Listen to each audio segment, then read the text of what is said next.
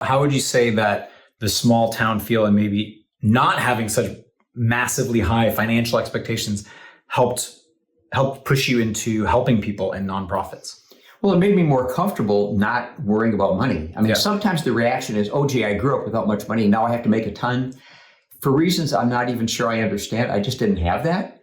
We were driven by a desire to help people. Who was an underserved community, who isn't getting legal services. And at that time, there was nobody providing free or low-cost services to people who are older, dealing with long-term care, landlord-tenant, I mean, just the stuff of life.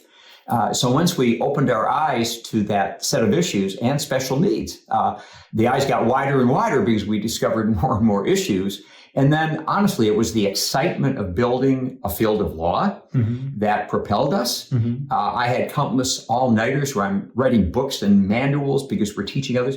It didn't even occur to me that it was hard. It was exciting. It was fun. It was creating. So your small town background and just you weren't obsessed with money and material things. And I know that when I was born, we were living in a tiny house, not much bigger than the house you grew up in. It was 30 by 30. It was much bigger than the one I grew up in. 25 by 20. Right? Yeah. So I think that's really your small town background, it's relationships, not worrying so much, not being as materialistic as you probably would have been if you'd grown up in New York City or San Francisco or LA or whatever. I can't be sure about that, of course, because we are who we are and we have our genetics and we have influences. So who knows? Yeah. But I can only say, how it was for me. Yeah. And that, interestingly, a gift of that sense of insecurity. So I think that's actually really interesting. That was a gift. And you hear that from a lot of business owners and entrepreneurs and people who've made it big, is that it's a chip on their shoulder and an insecurity that drives them. If you're comfortable and everything's good, you're not going to build something amazing and great,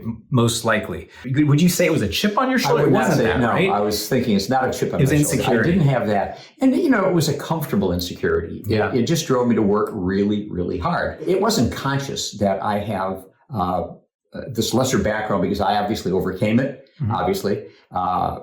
So it was comfortable and routine for me to work hard. It just become part of me. And I do think some of that flows from growing up in a small town. Yeah. A lot of my friends did really well, and without exception, they worked really hard. We've compared notes. Yeah. We've all been really hard workers. That's amazing. Yeah.